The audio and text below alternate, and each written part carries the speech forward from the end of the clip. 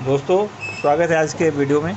आज मैं ये वीडियो बना रहा हूँ। सार्पी की ये सप्लाई है जो रिपेयर नहीं हो रही थी। 2 दिन से हम लाइव में दिखा रहे थे लेकिन वो हो नहीं पा रही थी। इसमें प्रॉब्लम ऐसा था कि जब पीएफसी की आईसी वगैरह हमने चेंज कर दी थी, ट्रांजिस्टर भी दोनों निकाल दिए थे यहाँ पे, और मॉसफेट वगैरह सब डालने के बाद भी ये सप्लाई चालू कर सीरीज में लगाने के बाद में बल्ब जल जाता था और ये वोल्टेज लो हो जाता था। कंडेंसर के ऊपर जो 330 आता है ये भी वोल्टेज लो हो जा रहा था, 180 आ जा रहा था। तो सब करने के बाद, चेक करने के बाद में मैंने फिर इसके ट्रांसफार्मर को निकाला और एक सिमिलर ट्रांसफार्मर लिया। इसमें देखिए 2 वाइंडिंग है, एक तरफ कुछ भी नहीं है, खाली सपोर्ट के लिए रहता है। ये निकालने में टूट गया दोस्तों, क्योंकि स्टिक चिपकाया हुआ था, गम वगैरह डाला हुआ था, बहुत मुश्किल से निकाला मैंने। और दूसरा ट्रांसफार्मर मैंने एक डाला इसमें। तो ये सप्लाई दोस्तों ओके हो गई है।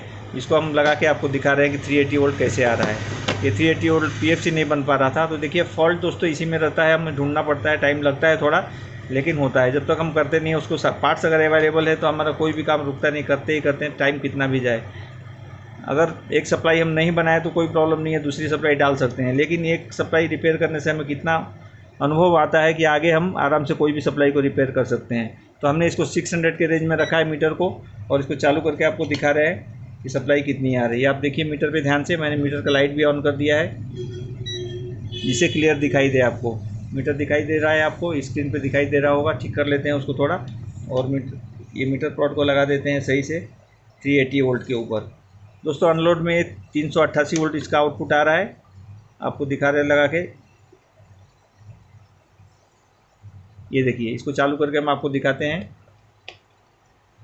ये देखिए 388 वोल्ट बराबर आ रहा है, और 3612 भी एकदम राइट है। तो ये सप्लाई हमारी हो गई है।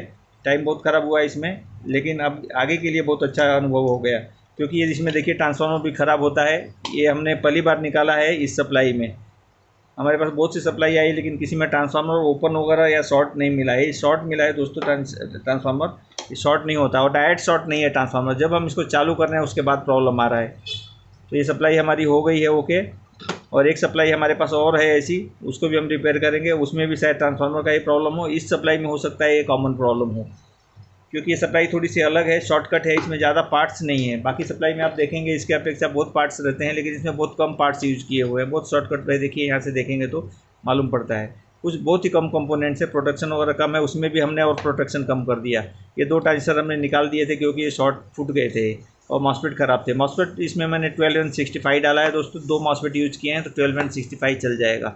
और ये ट्रांजिस्टर जो थे Y2 अगर लगते हैं, निकाल दिया है मैंने। ये रेजिस्टेंस इसके अक्रॉस में लगा है, तो ये ड्राइव डायरेक्ट वहाँ पहुँच गया, इसको शॉर्ट वगैरह नहीं करना पड़ा। नहीं तो किसी किसी सप्लाई में ये रेजिस्टेंस नहीं रहता है, उसमें हमें शॉर्ट करना पड़ता है इस पिन को, नहीं तो वो डायोड के थ्रू जाता है और वो ड्राइव नहीं रहता है। जैसे कि पिछले सप्लाई में हमारे सप्लाई में ऐसा प्रॉब्लम आया था।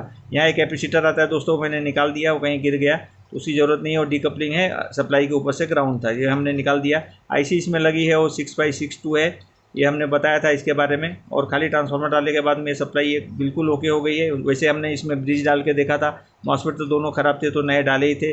आईसी डाली है यहाँ पे, और एक रेजिस्टेंस ओपन था 1K का। यहाँ पे जो मैंने डाला है उल्टा करके डाला है, इसलिए आपको वैल्यू नहीं दिखेगा, क्योंकि इसका फ्रंट साइड ऊपर का जो है स्ट्रिप पे निकल गया था, तो मैंने बराबर सोल्डर करने के लिए उसको उल्टा कर दिया है। और इसकी सप्लाई यहाँ से आती है दोस्तों, ये तो मैंने बताया है, तो फिर से बताने की ज़रूरत नहीं है। और ये सप्लाई हमारी ओके हो गई है। तो मेरे चैनल को सब्सक्राइब कीजिए, लाइक कीजिए इसी बात पर, और शेयर कीजिए। मेरे वीडियो को देखने के लिए धन्यवाद। मिलेंगे फिर कल के लाइव में 7 बजे शाम में।